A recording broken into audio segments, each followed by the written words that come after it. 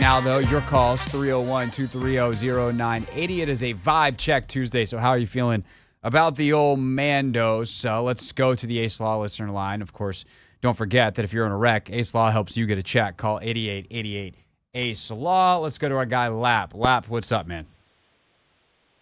Hey, what's up? What's up, Craig? Hey, man, it's disheartening, man, when you got, because I really don't care about baseball. I really don't care about hockey like that. And the two sports that I really like is basketball and football. And it's just sad that we go through these rebuilding stages every few years with these teams, man. We can't contend. We can't. We don't know when we're going to contend. We don't draft well on both teams. We can't either seem to develop talent that we do have. It's always coaching. There's always penalties. There's just always some issues. So we never know when that time is going to come. You want to blame, ownerships. Feel like we curse. I don't know. But I don't know how, Ron didn't see the importance of that game when we haven't done well in the conference. We haven't done well in the division. What makes you think he says that he didn't see the importance of the game? Because he says the same thing over and over, Craig. Whenever the fans call in to you to talk about change, like you and Rooster seem like y'all want to stick with what we have, and it's what not show working. are you listening to, bro? Well, based on the comments you just said. What comment? What about Ron not, taking the seriousness of winning the game? He's saying the same thing over and over again. Yeah, he's a dead man walking. That's not me endorsing the things he's saying. It's like, what is he supposed to say? Why do you feel like? How do you take what he's saying and make it? Hold on. Let me talk for a second. Let me ask you. You still haven't answered the question, so I'm gonna re-ask it a different way. What is it that he's saying that makes you think he doesn't care about winning the game? Caring about it is different than being able to do it. But why do you think he doesn't care about winning? I'll answer it for you, Craig. If he's saying that he wants to, we'll figure it out. Like his famous line, or he's confused or lost, or he doesn't know what's going on. Or even last year when he didn't know if we lost that game, that it wasn't going to take us to the postseason, or we didn't have a chance for the postseason. So sure. It's dumb stuff like that. That's what I'm talking about. Right, but I don't think that's not because he doesn't care. I think it's because he's bad at the job. Like, you can care and be bad at something.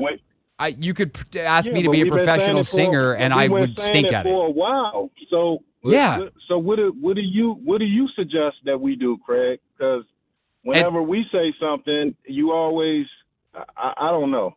I don't know. You wait till the end of the season and you blow him out and you hire someone else next year. But it doesn't. Firing him right now is not going to save the season. They're already screwed.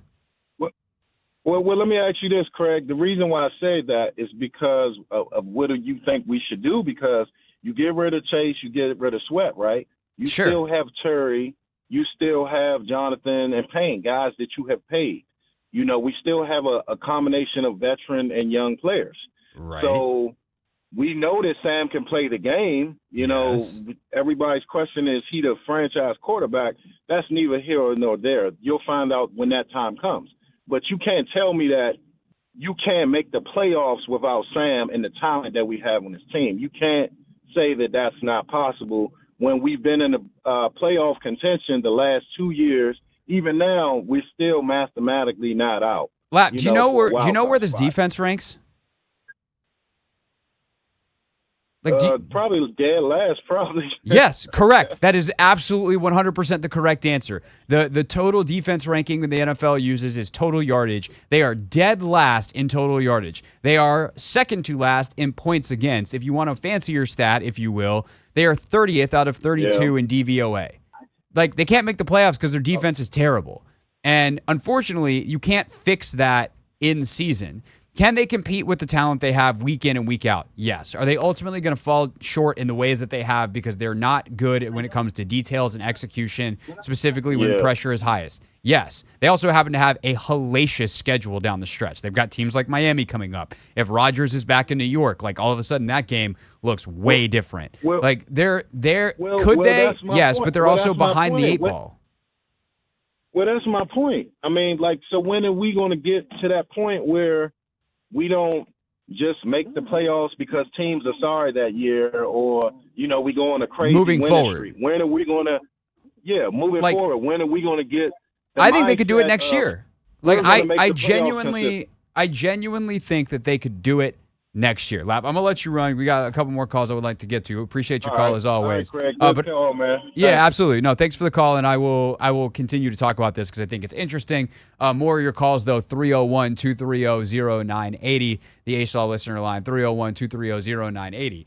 Like again, this season is not a reflection of Josh Harris and what he will be as owner remotely. He got the team the night before the season started. Almost no one that works for the team now was hired while he was the owner. Nevertheless, is a direct result of decisions that Josh made, other than keeping the people that were already there. And you had to, because you can't delay training camp and go hire a staff. And there's no one, and I mean literally no one in the NFL that would leave a coordinator job for a head coaching job the night before the season that is worth hiring for that job. Because some of these things get instilled in the offseason. Like you install an offense in the offseason. This is the problem with the Commanders' running game. They don't practice it. And you can't go install a bunch of run plays because then you ignore the other stuff and it would take too much time. So you're kind of stuck with what you have and they don't practice it. And so it becomes this self-fulfilling prophecy. And I think it's stupid. It's NFL brain at its worst. But that's a mistake that got made in March, in April, in May, in June.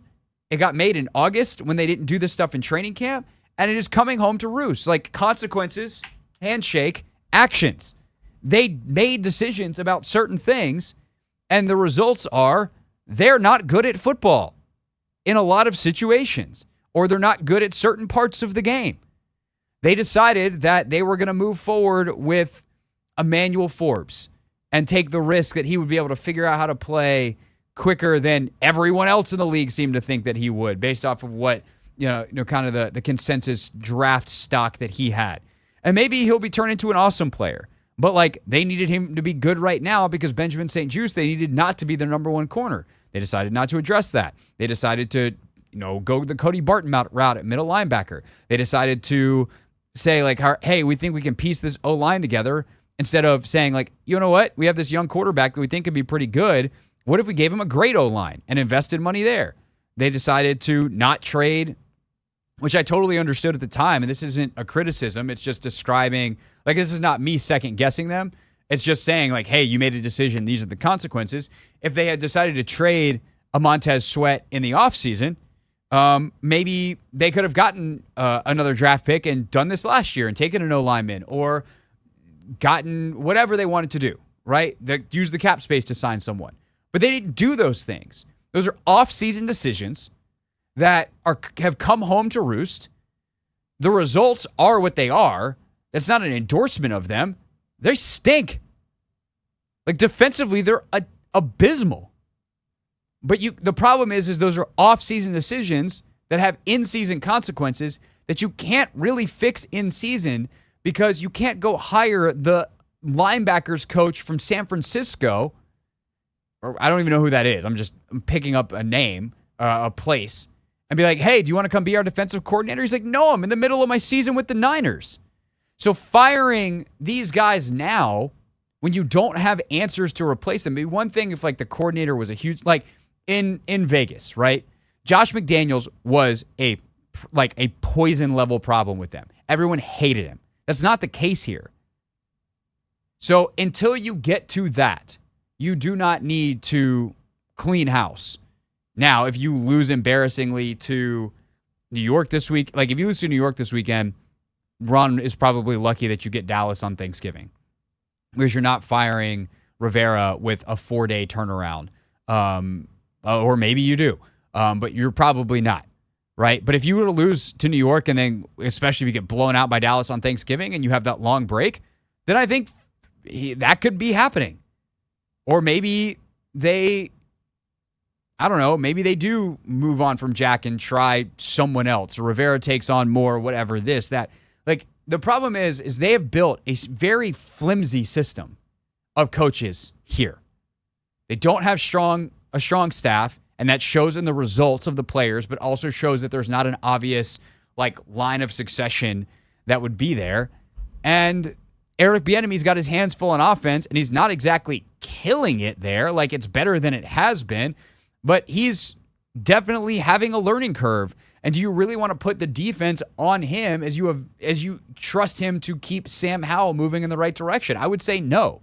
So as much as it sucks for this year, one, making the moves that some people want is not actually going to help push you forward this year to anything meaningful. And two, it would probably hurt the more important thing long-term if we accept the fact that the season is all but over from making the playoffs, which is Sam's development by putting more on EB's plate and taking him away from that very thing. So and trust me, I hate this. This sucks. I care about this team and I care about the Wizards. I think if people listen to my show, they know that. It's not anything personal to the Caps or the Nats. I'm just not a big baseball guy and I'm not a big hockey guy. Certainly, my job is to serve you, the listener, and if the Nats are super interesting, we have Nats guests on and we talk about it. Or if the Caps are super interesting on something, we always get perspective from Steve Wino and other folks. Joe Beninati comes on. I love talking about it with them because that's their area of expertise. The thing that I know really well and the things that I've poured my career in DC talking into these microphones into are the Wizards and the Commanders. And those teams are in a very not fun place right now because they are at the start of a rebuild.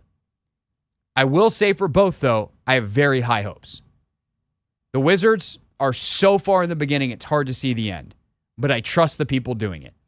And for the Commanders, I think if they could get a really good coach that is quarterback friendly, a la Ben Johnson from Detroit is my current leader in the clubhouse, along with some serious investment in key places, which should happen under a new general manager, and they have the resources, draft capital, and free agency money to do so, they could be competitive next year.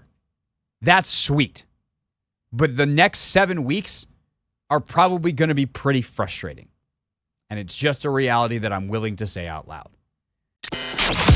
This is the Hoffman Show on the Team 980 and the Odyssey app.